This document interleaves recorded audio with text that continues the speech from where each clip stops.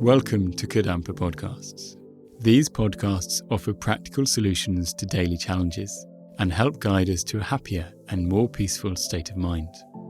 In each episode, you will find an extract from a teaching given by one of various Kadampa Buddhist teachers worldwide. All these teachings are inspired by the profound wisdom of Venerable Geshe Khalsang Gyatso Rinpoche, a Buddhist master for our time. We hope you enjoy listening. It starts with this idea that every living being, all of us, want to be happy all the time. Everyone wants to be happy. Not only every human, but every living being wants to be happy. And every living being wants to be free from suffering. This is something we all share. If you remember this, then you know a lot about every living being. They're just like you. They want to be happy and free from suffering, just like we do. So that's a good starting point. But in this book, Venerable Geshe says, the goal or aspiration of every living being is to experience happiness. So that's our goal.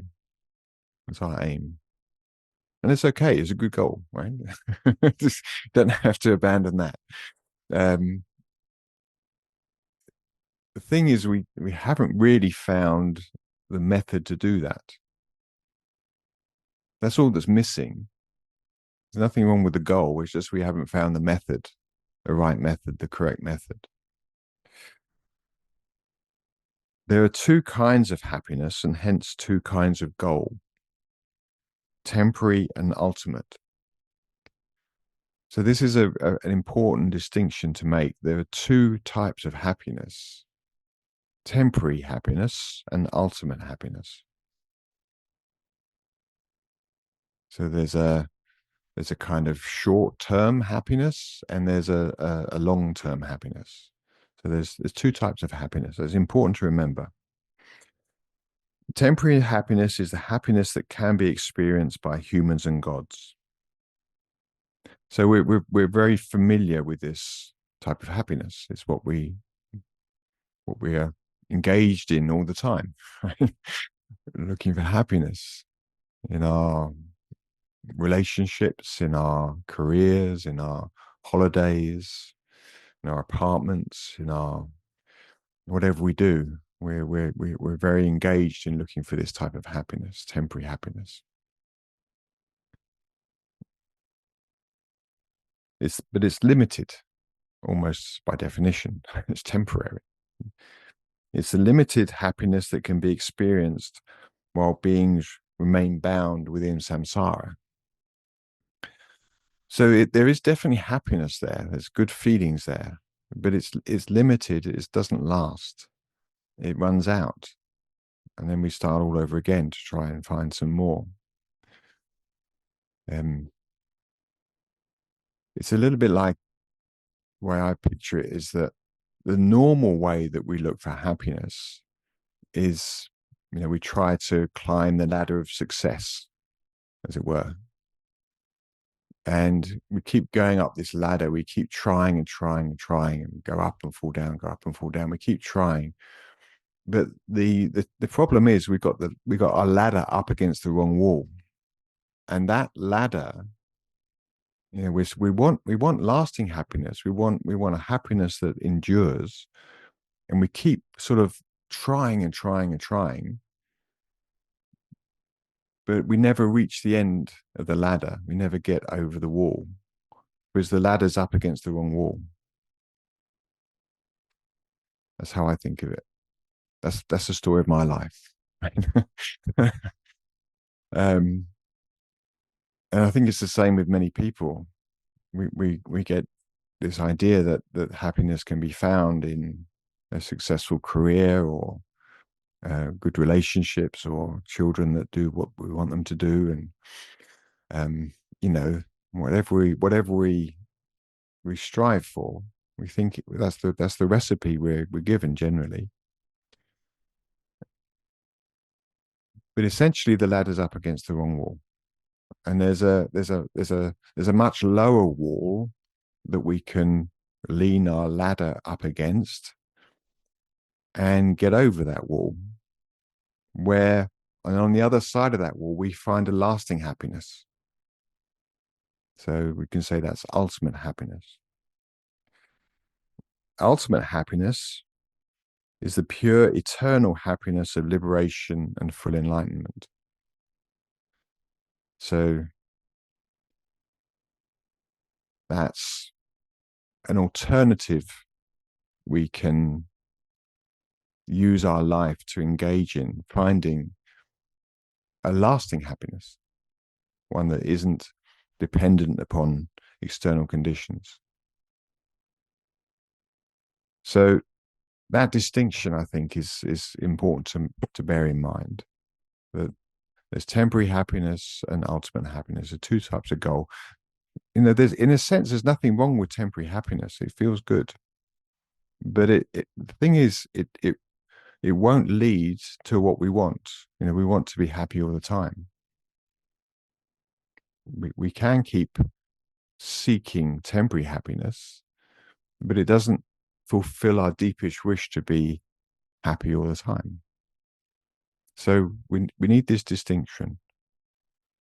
And just in case you're thinking, okay, well, I need to abandon my, I don't know, my interest in food or abandon my holidays or abandon my family and friends or my car or my boat or whatever you have. No, you don't need to abandon them, okay? In fact, you can use them in a very important way. You can use them to train your mind in pure enjoyment. So don't be afraid, right? Don't be afraid of temporary happiness. Don't be afraid of what you own and what your possessions and so forth. They're useful, but they can't in themselves give us what we're looking for. That's the point.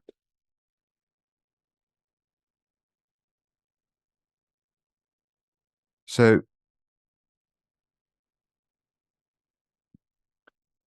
what is then pure happiness? And in this book, How to Transform Your Life, we have another sort of definition or quote. Venerable Geshe says, what is pure happiness? Okay. Pure happiness is happiness that comes from a peaceful mind. Pure happiness is happiness that comes from a peaceful mind. The happiness that comes from worldly enjoyments, such as eating, drinking, sex, and relaxing, is not pure or real happiness. But that's the temporary happiness. Pure happiness is a happiness that comes from a peaceful mind. So that's why all of Buddha's teachings is about how to develop and maintain a peaceful mind, because Buddha wants us to be happy all the time, like he is. So pure happiness is happiness that comes from a peaceful mind. So that's important to remember. There's nothing wrong with temporary happiness. We need our enjoyments. We need to enjoy them in a particular way. But what we're really looking for is pure happiness, happiness that comes from a peaceful mind. And maybe your little experience in meditation just now was an indication of that you have that potential, that it can be found. It's not like some kind of utopic vision which is completely beyond the realms of possibility. Maybe you had in your meditation experience a little glimpse of happiness, of peace. And that is a very important indication. It indicates that we do have within us something which we can identify as authentic happiness, real happiness. And even if you just had a few seconds of an experience of a peaceful mind, and the comfortable feelings that come along with that, that's enough to indicate there's something there to be discovered. So this pure happiness idea is something that we can root in our own experience.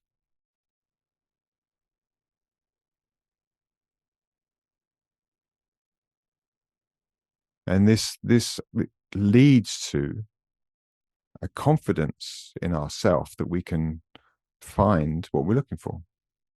We're talking about confidence tomorrow in the workshop tomorrow, but it's also rooted in this experience of inner peace, that I can actually experience something within my own mind, which is a source of happiness. So very nice. So earlier in the book, Venerable Geshe says, the real source of happiness is inner peace. If our mind is peaceful, we will be happy all the time, regardless of external conditions. The real source of happiness is inner peace. Authentic happiness has a source in inner peace.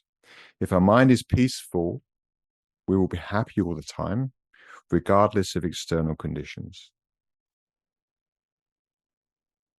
But if it's disturbed or troubled in any way, we will never be happy, no matter how good our external conditions may be. External conditions can only make us happy if our mind is peaceful. We can understand this through our own experience. So you actually know this, I'm sure. You know this. It's very important for our temporary enjoyments, for our temporary happiness, that we have a peaceful mind. We actually only enjoy these good external conditions that we have in the Nordic countries if our mind is peaceful. We only enjoy our food if the mind is peaceful. We only enjoy company of others if our mind is peaceful. So a peaceful mind is necessary even for our external enjoyments. And you know, if your mind is disturbed or troubled, you don't enjoy stuff. That's my experience. I'm sure it's your experience. So even to enjoy a cup of coffee, to really enjoy a cup of coffee, you need a peaceful mind. Otherwise, it's just kind of like slurp, slurp. You know, it's like habit gone. So even to enjoy our enjoyments, we need a peaceful mind.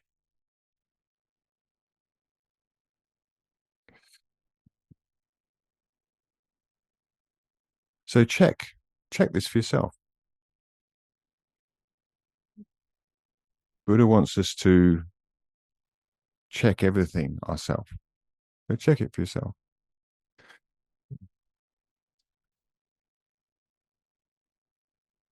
You know, we need to enjoy things, okay? And we need a peaceful mind to enjoy things. And what's very a very good training is when you're enjoying something, is to check where that enjoyment's coming from. Now, I guess the big mistake we make constantly, and I've done this myself, it's a big hallucination, because it feels like the enjoyment is coming from the object, it's coming from the coffee, it's coming from the chocolate. It looks like the enjoyment's coming from the sunshine, or the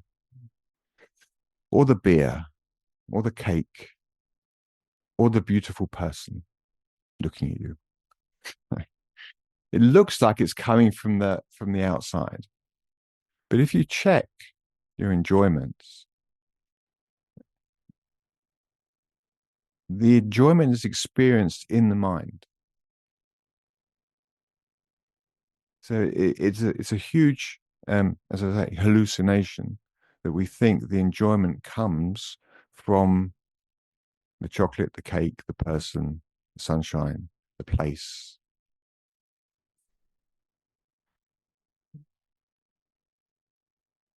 If we observe our mind when we're enjoying something, we can gradually come to understand that enjoyment or happiness comes from the inside. It comes from the side of the mind. Now, to do this, you have to take your time. To train in this, you have to take your time. You have to take your time over your whatever, your coffee or whatever. We're so rushed these days. We rush through our enjoyments. But training in enjoying things in a pure way is how to be happy, actually. It's a big component of how to be happy.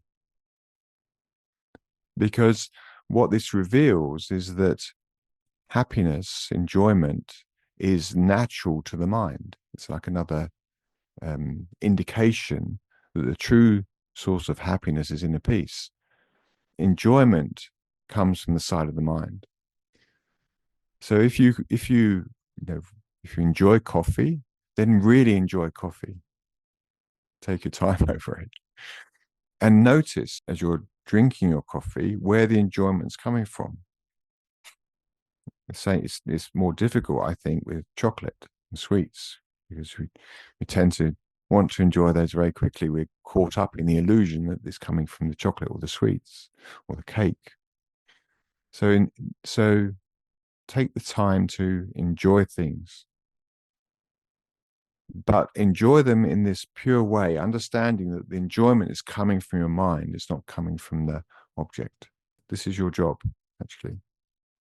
This is my recommendation for what we practice pure enjoyment. If you feel inspired by this podcast, then dive deeper into timeless wisdom of modern Kadampa Buddhism by following the link in the episode description. We look forward to reconnecting with you in the next episode of Kadampa Podcasts.